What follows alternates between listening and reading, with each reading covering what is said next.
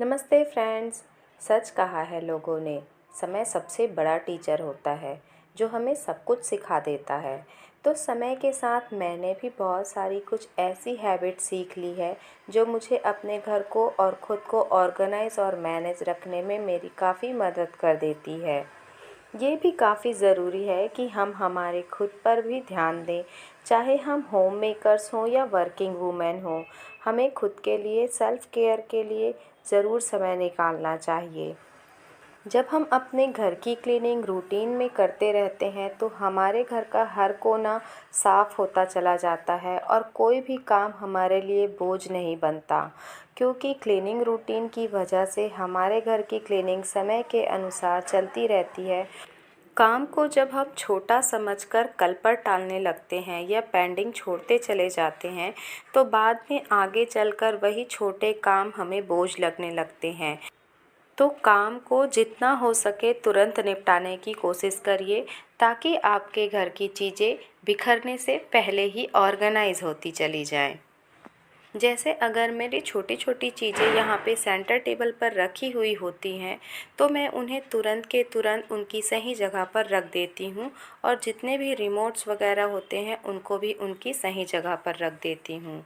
जब भी मैं घर की क्लीनिंग या ऑर्गेनाइजेशन कर रही होती हूँ उसी समय मुझे अगर किसी प्लांट में पत्तियाँ पीली नज़र आती हैं या किसी पौधे में पानी देना होता है तो साथ के साथ मैं ये भी काम करती चली जाती हूँ। वरना अगर मैं इन्हें सोचूं कि थोड़ी देर बाद कर लूं तो हो सकता है मैं इस काम को करना भूल जाऊंगी और ये काम कल के लिए रह जाएगा। तो कोई भी काम कल के लिए ना छूटे और हमारे घर में बोझ कामों का ना बने, ना ही क्लटर बढ़े, इसके लिए ज़रूरी है कि हम सारे काम को समय रहते और तुरंत के तुरंत लगे हाथ करते चले जाएं।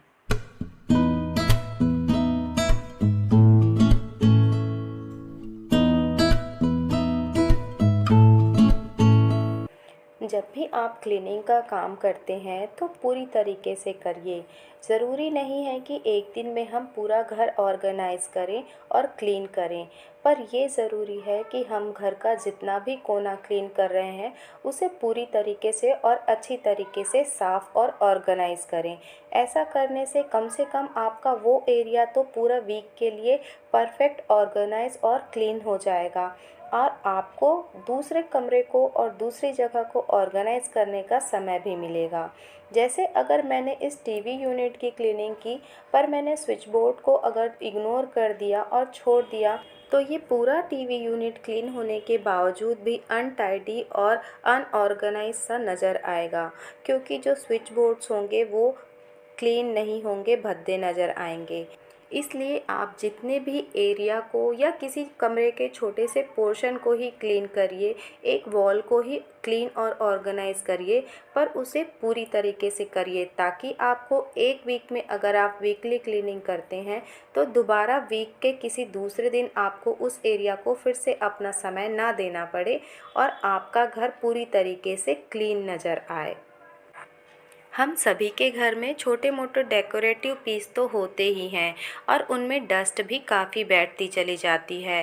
तो जब हम अपने किसी घर के कोने को ऑर्गेनाइज या क्लीन कर रहे होते हैं या डस्टिंग कर रहे होते हैं तो उसी समय किसी गीली कपड़े से या किसी ब्रश की हेल्प से हमें इन हमारे डेकोरेटिव आइटम्स को भी लगे हाथ क्लीन करते चले जाना चाहिए, ताकि ये भी पूरी तरीके से क्लीन हो जाए। कभी कभी जो भी हमारे घर में सेल्फ बनी होती है उनके नीचे काफ़ी डस्ट बैठ जाती है या जाले भी लग जाते हैं, तो क्लीनिंग करते समय आप इन्हें भी ध्यान दीजिए और जो सेल्फ के नीचे का पोर्शन है उसे भी वाइप करना ना भूलिए। जब भी आप किसी एरिया की क्लीनिंग कर रहे होते हैं तो अगर आपको कोई सामान ऐसा नज़र आता है जो आगे यूज़ नहीं आने वाला है या जो अब बिल्कुल ख़राब हो चुका है, अब उसकी ज़रूरत नहीं लग रही है, तो उसे तुरंत लगे हाथ बाहर कर दीजिए। ऐसा करने से आपका जो अलग से डीक्लटर का समय आपको निकालना होता है वो समय आपका बच जाएगा और आप उस समय को किसी और तरह से यूटिलाइज़ कर पाएंगे। हमारी आदत होती है कि जब भी कोई फेस्टिवल आता है या हमें कोई डेकोरेटिव चीज़ अच्छी लगती है तो हम उसे ख़रीद लेते हैं। ज़रूरी नहीं है कि हमारे घर को उस डेकोरेटिव पीस की ज़रूरत हो, तो तभी चीज़ें खरीदिए जब वो आपके घर के लिए ज़रूरी हों। वरना एक तो आपके पैसे वेस्ट हो जाएंगे और दूसरा आपके घर में चीज़ों को रखने के लिए जगह ना हो तो वो चीज़ें इकट्ठी हो जाती हैं और बस क्लटर क्रिएट करती हैं। तो इसलिए चीज़ें तभी खरीदिए जब आपको उसकी ज़रूरत हो।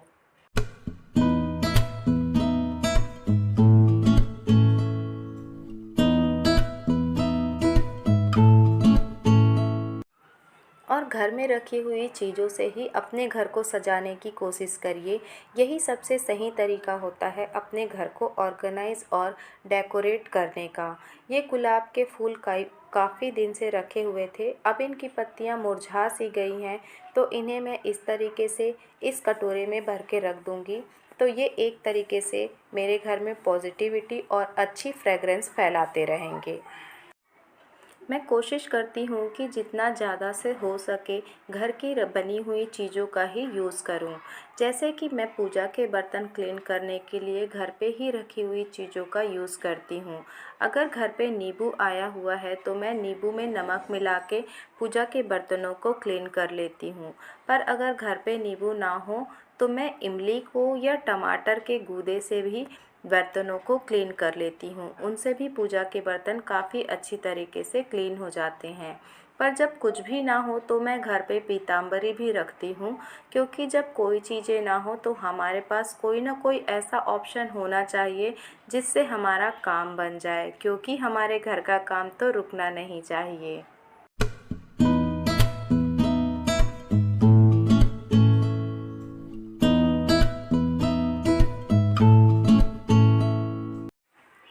हम सभी के घर में कपड़े तो ढेरों होते हैं, तो कपड़े सूख जाने के बाद अगर हम उनकी सही जगह पर ना रखें तो या तो वो किसी कॉर्नर में पड़े रह जाते हैं या किसी चेयर पर रखे रह जाते हैं, और कल का इंतज़ार करते हुए हमें जब उन कपड़ों की ज़रूरत होती है तो वो हमें अपनी सेक्शन पे भी नहीं मिलते और हमें उन्हें खोजने में समय भी बर्बाद करना पड़ता है। तो इसलिए बेहतर है कि जब भी कपड़े सूख जाएं आप उन्हें लाकर फ़ोल्ड करके ज़रूर रखिए। जिन कपड़ों को आपको आयरन करना है या प्रेस लगानी है उन कपड़ों को भी फ़ोल्ड करके ही रखिए, और एक बास्केट अलग से बनाकर रखिए या एक ऑर्गेनाइज़र अलग से रखिए जिसमें आप प्रेस करने वाले सारे कपड़ों को इकट्ठे करके रख दीजिए। ऐसा करने से जो भी कपड़े हैं वो मिक्स नहीं होते और आपको पता रहता है कि मुझे किन कपड़ों को आयरन करना है और कौन से कपड़े यूज़ करने के लिए निकालने हैं। ऐसा करने से आपकी जो वार्डरोब है वो ऑर्गेनाइज रहती है और फैली हुई नहीं नज़र आती।